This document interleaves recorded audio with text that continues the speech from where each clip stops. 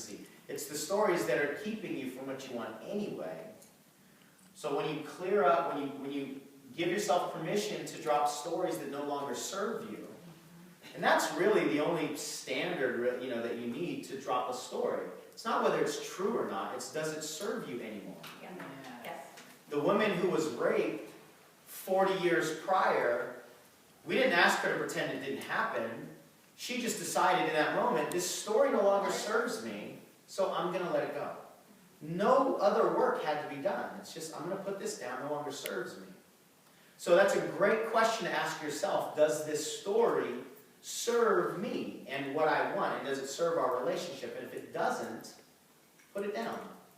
And if another story would serve you better, start writing that one. And just start reading that one, right? So in all communications, when you have these pieces identified, and you especially own the West and the East ones, my judgment is, I love that language. One of the reasons is because nobody talks like that. So when you want to make a change in your life, it's good to break old patterns.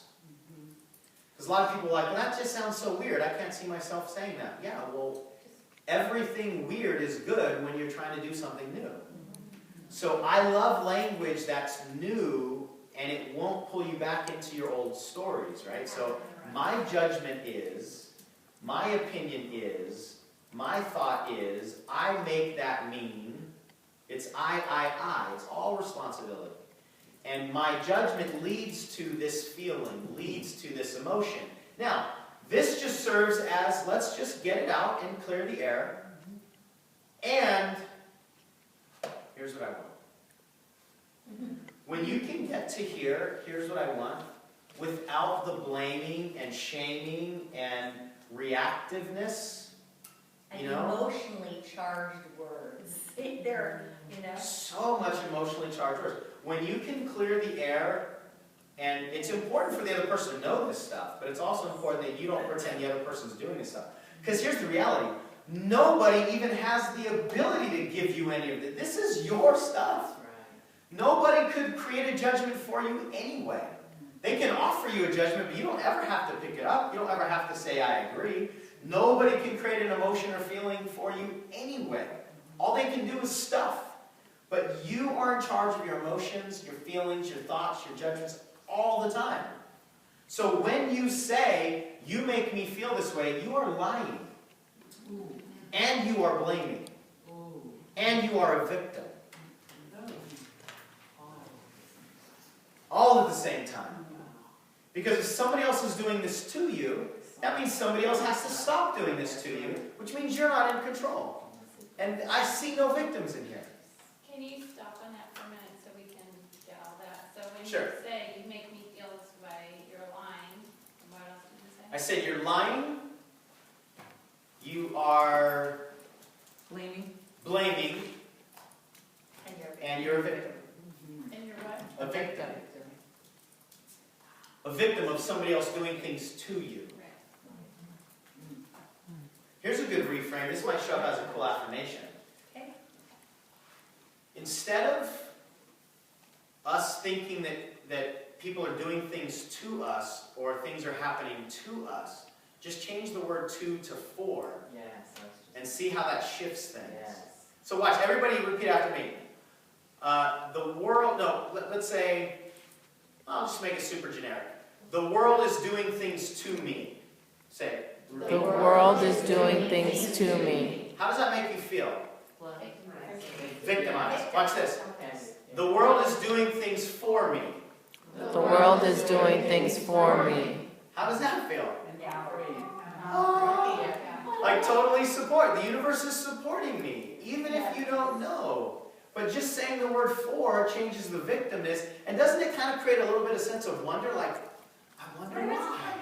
I wonder what's coming. This is for me. It's for my benefit. I can't wait. That's a thought I have about, like in general, when people talk about what the government is doing and not doing. Yeah. Just a bunch of victim language. Yeah, and it's all blame and it's all taking away our responsibility. So, and I've done this before and had clients do this before. Because one of the questions that comes up all the time is, well, my husband doesn't do that because if I say this, he always says this. Number one, remember, when you say different things, nothing that he's ever said before necessarily will ever happen again. So a lot of their response is based on your energy and your words, right? So don't forget that when you clean up your communication, everything might change. You might not ever get into an argument again. Because you're removing some of the triggers that you're putting in to the conversation, right? And none of this is saying, I'm not saying you're wrong, I'm just saying you're responsible for your part in it. We all are. And he is too. But he's not here. Yeah. Wow. But here's the cool thing. You can totally clean up conversation from both sides just by changing your part in it. Yes. Because you won't be adding the triggers and all that other stuff. And anytime that you change the patterns, there's no patterns for him or her, if we're talking about mother, daughter, whatever. There's no patterns, there's no categories for them to fall back into. This is a totally new space, right? There's no line of dominoes that just follow each other here. Because everything's new. You're co-creating and recreating with your very next conversation. Does that make sense? And then the last piece is, sometimes the other person doesn't even have to be present. If you have a conflict, sometimes it helps to talk to them, but sometimes you can just go, okay, it's almost like you've got all these puzzle pieces in your head, you dump them out on the table and you go, what's a fact? All right, what's my judgment? What are my emotions? What do I want?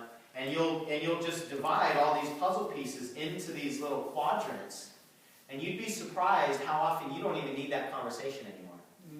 Because they're not actually a part of it. I like that. Eliminated all. You'd be surprised at how much of our conflicts with somebody else actually have nothing to do with them. And you can clear it up just by sifting through this stuff right here. Isn't that cool? Yes. Well, I think it's... Wait till you feel your communication going forward. It'll change your life. So I can get really wound up like you were doing with the civil not being home and not knowing. So by the time somebody walks in the door, I've got like 18 different stories. That's that right. I have ended in my head. And they're all feel like facts, right? Yeah, so This is what we're going to argue about, right? Yeah. Yeah. Yeah.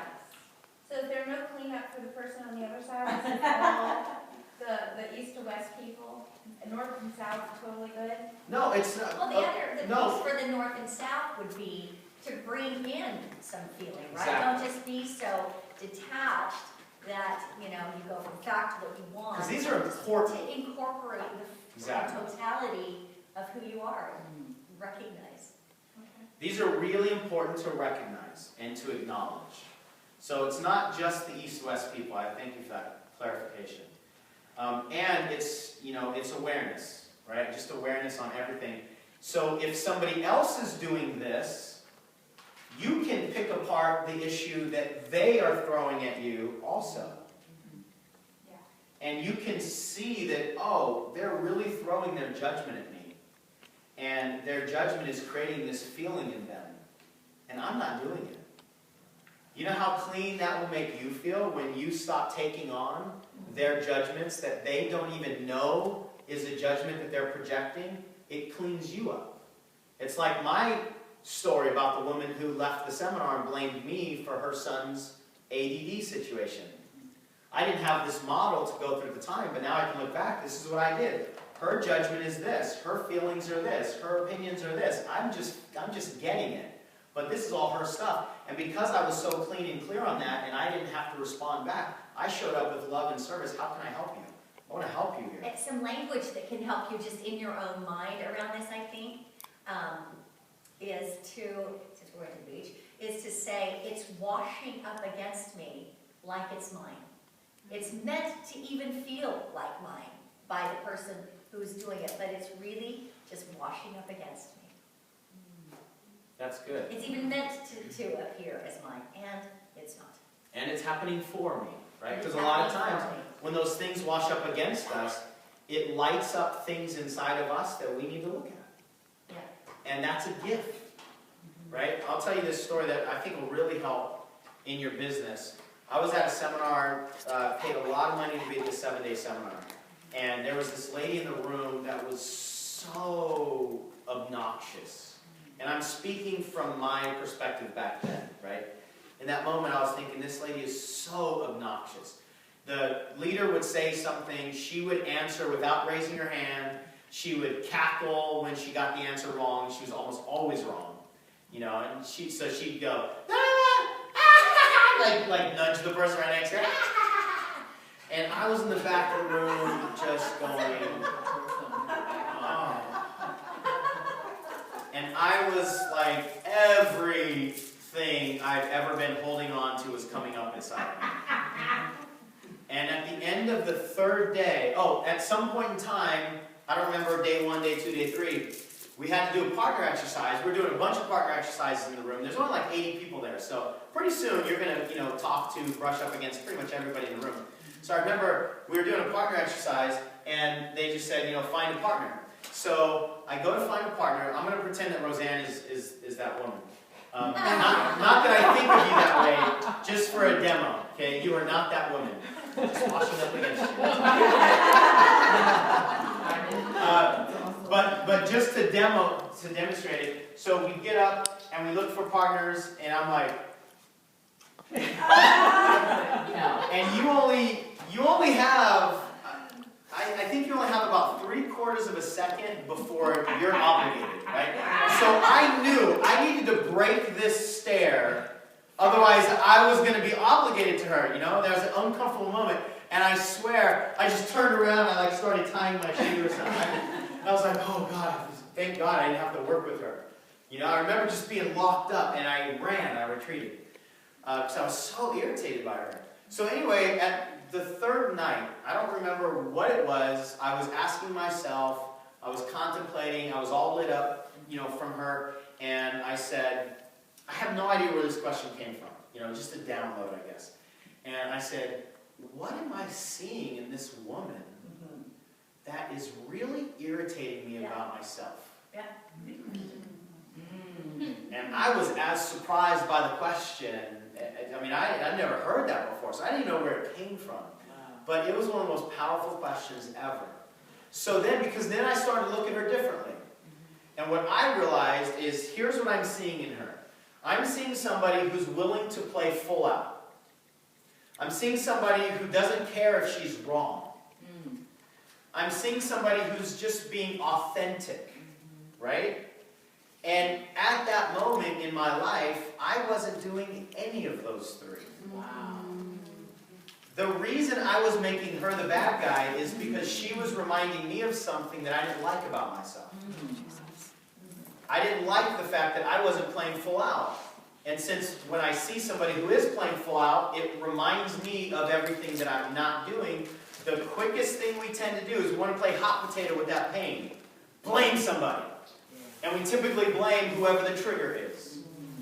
Right? So I blamed her. I projected her. It was her fault that I had these feelings.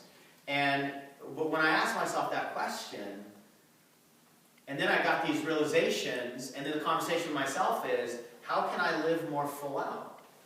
How can I play more fully? How can I just be myself and not care what other people say? It was such a powerful conversation with myself. And then the very next day, she didn't change. No! And I was like, look at her, she's so cute.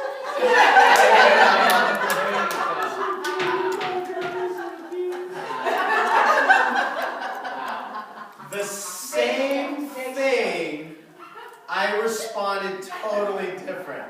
Wow. And I knew something had really shifted. And then we did a partner exercise. Guess what I did?